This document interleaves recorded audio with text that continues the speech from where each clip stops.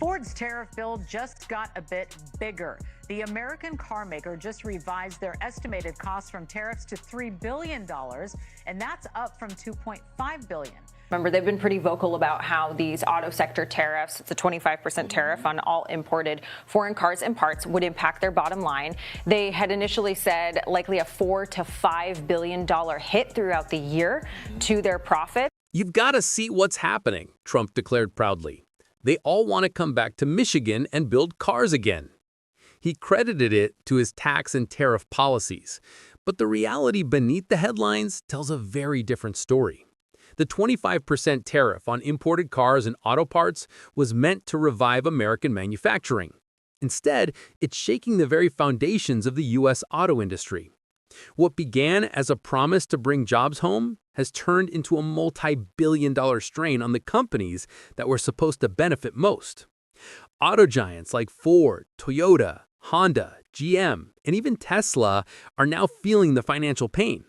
Ford alone revised its tariff-related expenses from $2.5 billion to $3 billion, while GM has already lost around $5 billion this year. JP Morgan's analysis suggests total industry losses could hit tens of billions annually. As factories slow down and expansion plans stall, American consumers are paying the price, literally. The average new car now costs nearly 12% more, or roughly $2,900 extra per vehicle. The question haunting the industry is no longer if protectionism works, but who it's really protecting. If higher prices were the first shockwave of the tariff war, the second has been devastating corporate balance sheets.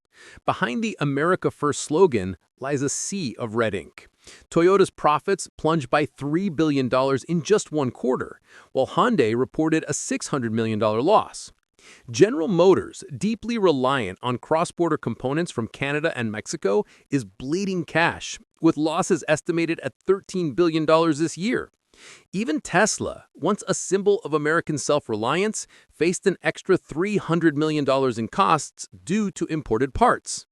Perhaps the most painful blow came from Stellantis. Forced to halt operations in Windsor and Mexico, the company laid off nearly 900 American workers across Michigan and Indiana, the same regions once promised a manufacturing renaissance.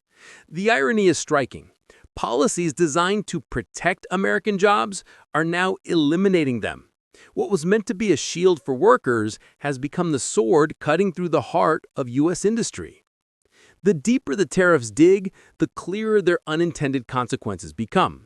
Ford, a company that builds nearly 80% of its U.S. vehicles domestically, now finds that very advantage eroding. CEO Jim Farley warns that the 25% tariffs on imports from Canada and Mexico have created an unprecedented competitive gap. Meanwhile, foreign automakers are seizing the moment. With lower tariffs averaging 15%, models like Toyota's RAV4 are now $5,000 cheaper than their American counterparts. By mid-2025, U.S. vehicle output fell 7%, a stunning reversal of Trump's promise to bring back manufacturing. While Washington raises trade barriers, Ottawa is opening doors. Canada now boasts 15 free trade agreements with markets including the EU, the UK, and the Pacific Bloc. Energy costs in Ontario are 25 to 30% lower than in key U.S. states. And Volkswagen's subsidiary PowerCo is already investing billions in a new battery gigafactory in St. Thomas. As PowerCo's CEO put it, we're investing for decades ahead, not just for a political term. Canada is fast becoming the launchpad for North America's electric vehicle revolution. Stable, affordable, and globally connected. The irony deepens. The very supply chains the U.S. wanted to reshore are now drifting further away.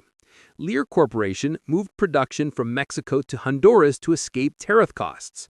According to Bank of America, it's now cheaper to produce abroad and pay the tariff than to manufacture in America. European automakers like BMW and Mercedes-Benz are even considering moving SUV production from South Carolina back to Europe to dodge EU retaliation. The North American auto network, once tightly interlinked, is slowly unraveling. For Canada, the tariff war brought short-term pain, but long-term opportunity. Ontario initially lost 35,000 jobs, yet that shock sparked a transformation. The nation is now pivoting toward high-value industries, battery manufacturing, EV tech, and clean energy. More than $30 billion has poured into battery projects, and European investment in Canada has surged 18% this year. Backed by Prime Minister Mark Carney's $5 billion clean industry plan, Canada is repositioning itself from low-cost assembly to high-tech innovation. As Canada embraces the future, the U.S. risks isolating itself. Experts warn North America could soon split into two separate auto ecosystems, one led by the U.S., weighed down by tariffs and inward-focused policies, and another centered around Canada and Europe, powered by open trade and renewable energy. What was called protectionism is beginning to look like economic fragmentation, a silent division that could redefine the continent's industrial map. For global automakers, Canada is fast becoming the safer America. It shares the same market, culture, and consumer demand, but with more predictable rules, transparent incentives, and long-term stability. Meanwhile, the U.S. auto sector faces potential losses of 250,000 jobs if current trends continue. Factories are closing, prices are rising, and investment is flowing north. The dream of reindustrializing America is turning into something else entirely, a struggle to stay relevant in a rapidly changing world. The question now is stark: is the U.S. protecting its industry or isolating itself from the future? The unfolding tariff crisis is more than an economic dispute. It's a lesson in global interdependence. In the 21st century, no nation, no matter how powerful, can isolate its industries without consequences. Cars today are not just steel and rubber. They're networks of technology, logistics, and cross-border cooperation. When one link breaks, the entire chain trembles. The American tariff wave has reminded the world that in a global economy, protectionism doesn't build walls, it builds barriers around progress.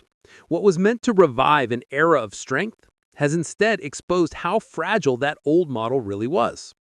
As factories hum in Ontario and new EV corridors stretch from Quebec to Berlin, a new map of industrial power is being drawn, one defined by openness, renewable energy, and shared growth. Canada's rise as North America's new industrial hub isn't just a twist of fate, it's a reflection of foresight. While Washington debates tariffs, Ottawa signs trade deals. While U.S. automakers brace for losses, Canadian plants expand into new markets. The world is shifting, quietly, steadily, toward those who adapt rather than resist. And as the global auto industry accelerates into its electric future, one truth becomes clear. In the race ahead, stability and cooperation are the real engines of power.